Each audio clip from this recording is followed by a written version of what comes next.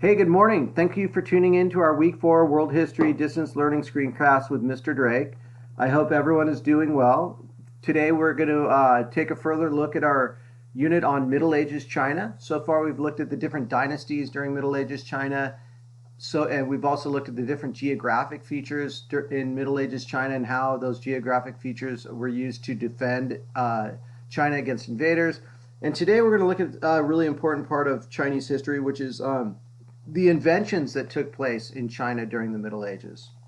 And more importantly, we're going to answer the question, why do people invent things? And how did inventions change not only China during the Middle Ages, but also how did those inventions eventually change the world? So let's go ahead and get started.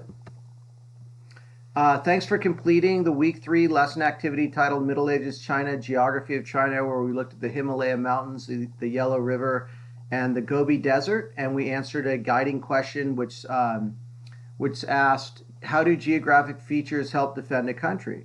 And you guys did a great job helping me answer that question last week.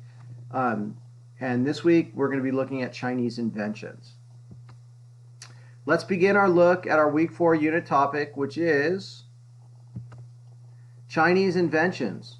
All right. Now, China is well known throughout history as being a very inventive country, and they continue to be inventive today. If you look around the 2020 world, China continues to be a world leader in production and innovation of products that are bought and sold, and their economy is one of the largest on earth. So invention is still a big part of Chinese culture and performance. However, this has been the case for the past 1,000 years. And we're going to go back to the 12th century and look at how some of Chinese inventions during the Middle Ages literally and figuratively did change the world. So here we go. Let's start with our starter question for today's screencast. And that is, how did Chinese inventions during the Middle Ages change world history?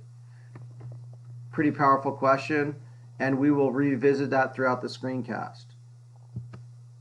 Okay, so here's our first discussion question. Why invent new items? Okay, what is the purpose of invention? Is it to make life easier? Is it to make money and become wealthy? To protect yourself and others? Maybe it's all of the above. So as we look at Chinese inventions in the Middle Ages, was it to make money and become wealthy, protect yourself, make life easier? Maybe all of them. Moving on. So here is the introduction to the three big Chinese inventions we'll be looking at today. During the Middle Ages, China had a very active market for buying and selling products. And this led to the invention of printing, gunpowder, and the compass. So the Chinese were the first to develop a form of mass printing, which enabled books to be produced much more cheaply and enabled books to be much more available to a much wider group of people. They also invented gunpowder, which was, of course, later used in weapons, and another very important invention. And finally, the compass. Okay, in the Middle Ages, before the invention of the compass, it was difficult to tell which direction you were headed, but with the invention of the compass, it enabled global exploration to happen for the first time. So all three of these inventions, printing, gunpowder, and the compass, had worldwide impact. And we will look at how each of them impacted world history. Moving on. All right, let's take a look at gunpowder first. Gunpowder caused explosions. Okay, so how can you use something that causes explosions? So gunpowder was first used to make fireworks, but its explosiveness soon became useful in other products. Gunpowder was a powder. In fact, some people in China thought that if you mixed the powder with water and drank it, it would give you everlasting life. Of course, that turned out not to be the case, but gunpowder had other uses, and the first one was in fireworks. Hey, stuff some gunpowder into a piece of paper and pack it really tightly and attach a fuse to it and light it on fire, and when the gunpowder was lit on fire, packed into a lot of gunpowder, a high volume of gunpowder packed into a tight package. When it caught on fire, it would explode. Okay, so fireworks were its first use. However, anything that explodes might be used for other stuff as well. Gunpowder was used in weapons. So the Chinese soon realized that gunpowder could be used in deadly weapons like guns, cannons, and flamethrowers. Okay, again, the whole idea behind gunpowder is if you pack it into a high volume of gunpowder into a tight container, and then trigger a spark to that gunpowder, it will cause an explosion. So if you look at the mechanics of a gun or the mechanics of a cannon, you will find that gunpowder is ignited and it creates an explosion, and the device will and that explosion can cause a projectile like a bullet or a bomb or a cannonball to shoot out of a device and become a weapon. So that's kind of how gunpowder works. Moving on. So as we look at these inventions, we want to identify our starter question, which was how did these inventions change world history? So if you want to look at the invention of gunpowder and then what the use of gunpowder in weapons, and then you look at how weapons changed world history, those who have them have power, those who don't. Of course, something like the gun and gunpowder would have a gigantic impact on world history. So it's a fun critical thinking exercise to trace the invention of gunpowder and its impact on world history. But for now, let's just look at how it impacted China. Gunpowder made China stronger. As we have learned, China had major enemies to the north, and weapons from gunpowder made it easier to defend countries against invaders. So if China is the inventor of gunpowder and they learn how to use it in weapons, that gives China a huge strength advantage in war over its enemies. So that it immediately is going to make China stronger. And then as gunpowder spread to other countries and the gun was invented, it also made those countries that had gunpowder and gun technology much, much stronger. Including the European nations that later explored the New World. Gun technology was a key part of their ability to colonize the New World, and that gunpowder technology came from China. Moving on. Okay, discussing question number 1. How did the invention of gunpowder change China in the Middle Ages? We just discussed that for the last 3 or 4 minutes. If you want to go back in the screencast and look at our discussion a moment ago, you're welcome to, but let's take a moment right now to try individually to answer this question. Ready, go.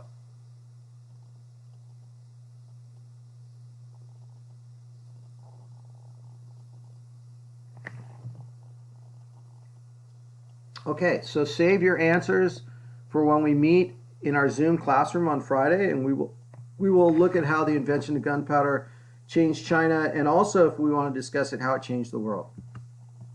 All right, let's look at the next big Chinese invention from the Middle Ages, and that was the invention of printing.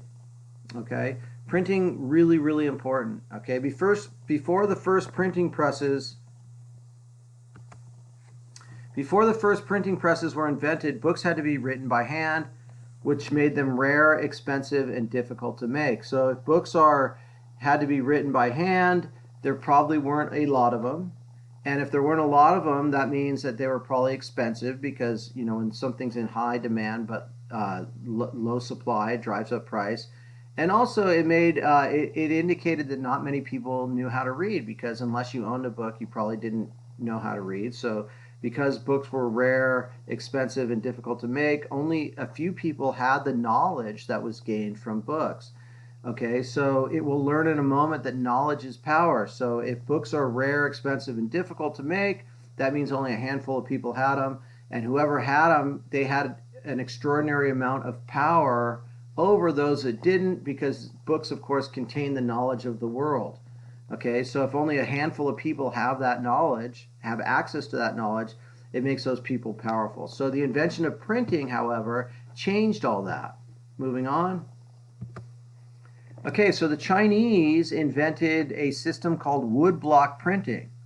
Okay, and the first printers were made by carving words and characters into a wood block and then covering it in ink and then pressing it on paper to create a page. So here we have one of the world's first wood block printers, and this is a single page of text.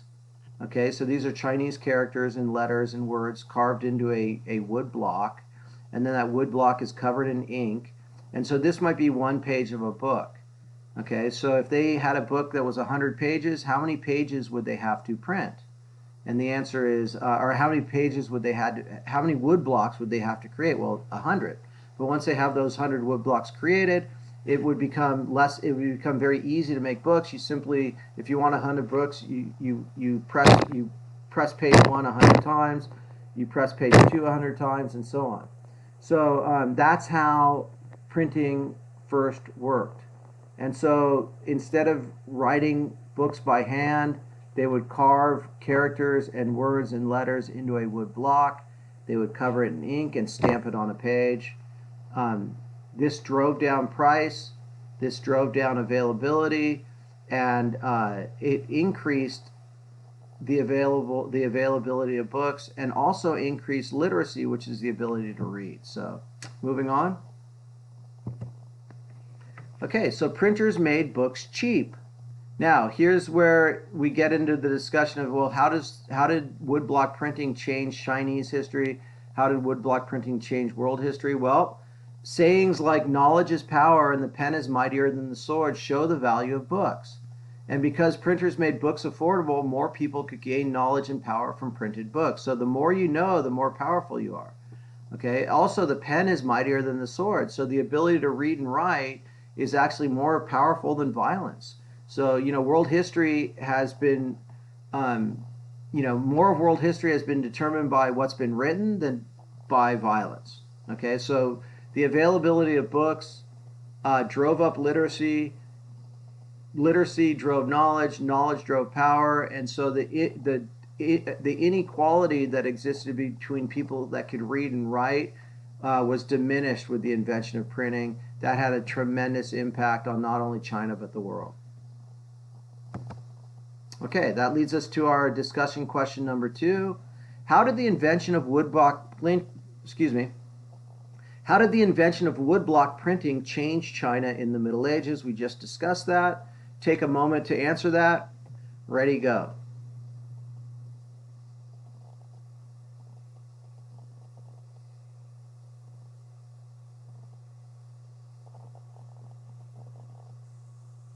Okay, thank you. Now save your answers, and when we meet at our Zoomcast on Friday, we will discuss how woodblock printing impacted China and the world. Moving on. All right, our third Chinese invention that we're going to look at right now was the compass. And if you guys don't know what a compass is a device that points to a direction. Normally, the original compasses pointed south. Today's compasses point north. And if you know, the invention of knowing the exact north on a compass enabled people to know whatever direction they were traveling. And it really changed the nature of global exploration and global travel. So again, another Middle Ages China invention. When the Chinese discovered how to use the natural magnetic fields of the earth to determine direction, the compass was invented. So let's look at this picture. At the top of the world, you have the North Pole. At the bottom of the world, you have the South Pole. And these are actually magnetic areas that if you have a device that moves magnetically, you can develop it where the arrow might point north toward the magnet pole at the north, or it might point south toward the magnet pole at the south. And so that's the nature of a compass, is a device with an arrow that can either determine north or south. If you can determine north or south, you can determine whatever direction you're headed. For instance, 90 degrees of north might be west, 90 degrees of north the other way is east. Okay, so if you know either north or south, you can determine direction. And that became available with the invention of the compass. Okay, here's what the first compass looked like. Using a specially carved stone called a lodestar,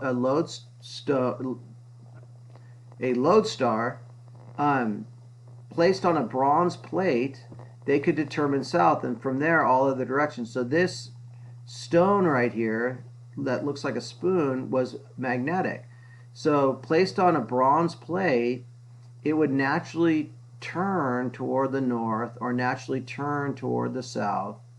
And again, if you can determine true north or true south using a device like this with a lodestar and a bronze plate, then you could determine any direction you wanted to head. So a compass enabled worldwide exploration on a scale that had never been seen before the Middle Ages.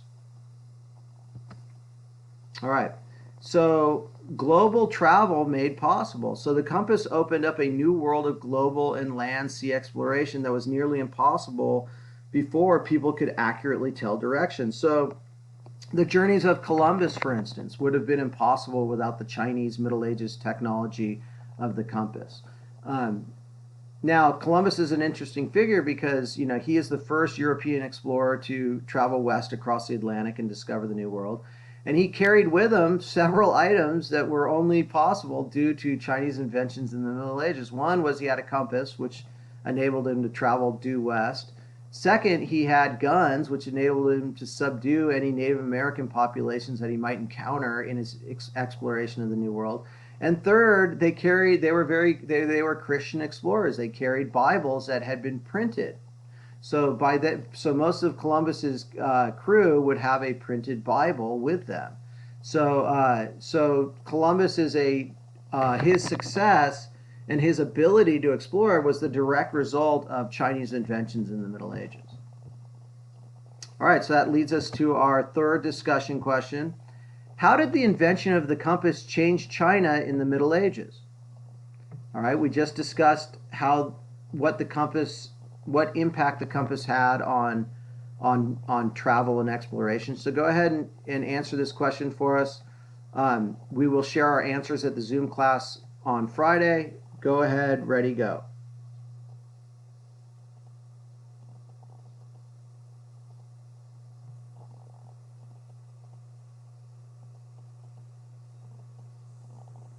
Okay, good.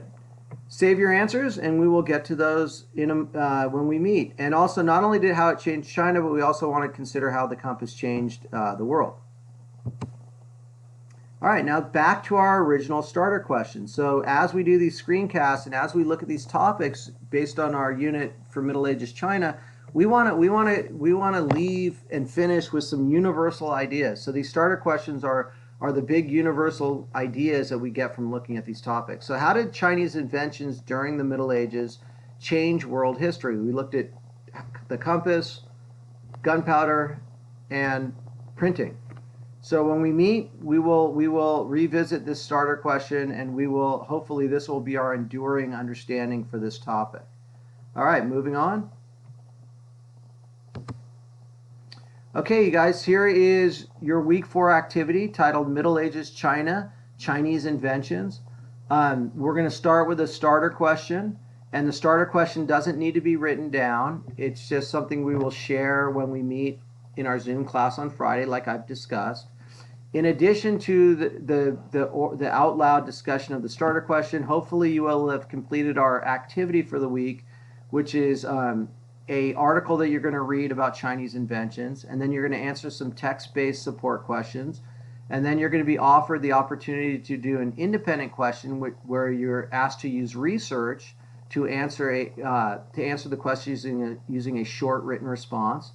And then you also have the opportunity to answer an enrichment question, which again, you can use research to answer, but this one, however, will be done in a race-style format where you restate the question, answer the question, cite evidence, and then explain your answer. Okay, so hopefully you will have this done by the time we meet on Friday for our Zoomcast. And remember, instructions for each part are listed on each activity in Schoology. So how do you do each of these 4 parts? Just look at the instructions once you click open the assignment in Schoology.